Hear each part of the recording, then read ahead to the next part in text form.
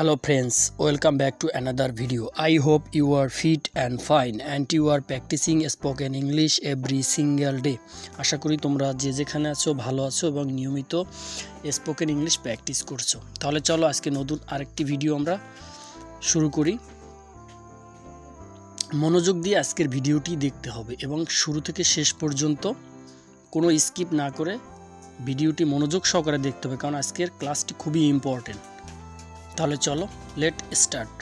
B অর্থ হওয়া, two B হতে গেলে, বিং হয়ে, ফর বিং হওয়ার জন্য, হ্যাভ বিন অর্থ হয়ে গেছি।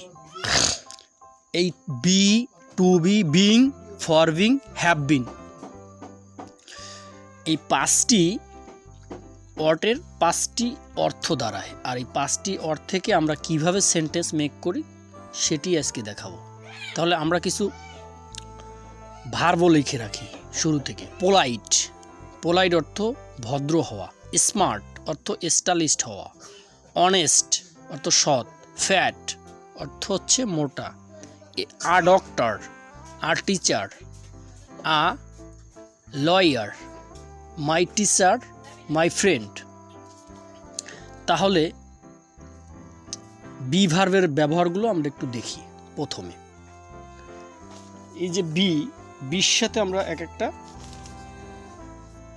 ভার্ব যুক্ত করে সেন্টেন্স মেক করব। বি পোলাইট, ভদ্র হও। বি স্মার্ট, স্টাইলিস্ট হও।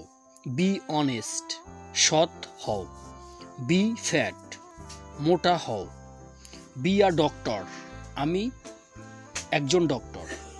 বি আ লয়ার, একজন আইনজীবী হও। বি আ টিচার, একজন শিক্ষক হও।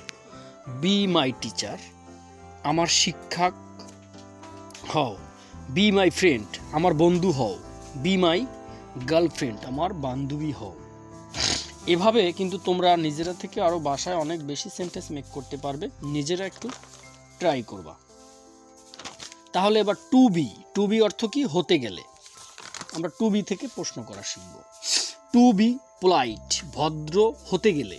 হতে গেলে টু একটা প্রিপোজিশন, আর প্রিপোজিশনের অর্থ যখন আমরা বি ভার্বের সাথে যুক্ত করব তাহলে তখন এভাবে হতে গেলে শব্দে আমরা হতে গেলে শব্দ যেভাবে বলি সেইটা উচ্চারণে আসবে। টু বি পোলাইট, ভদ্র হতে গেলে। টু বি স্মার্ট, স্মার্ট হতে গেলে। টু বি অনেস্ট, সৎ হতে গেলে।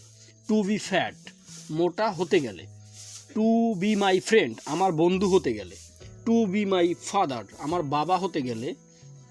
টু বি মাই টিচার, আমার শিক্ষক হতে গেলে। টু বি আ টিচার, একজন শিক্ষক হতে গেলে।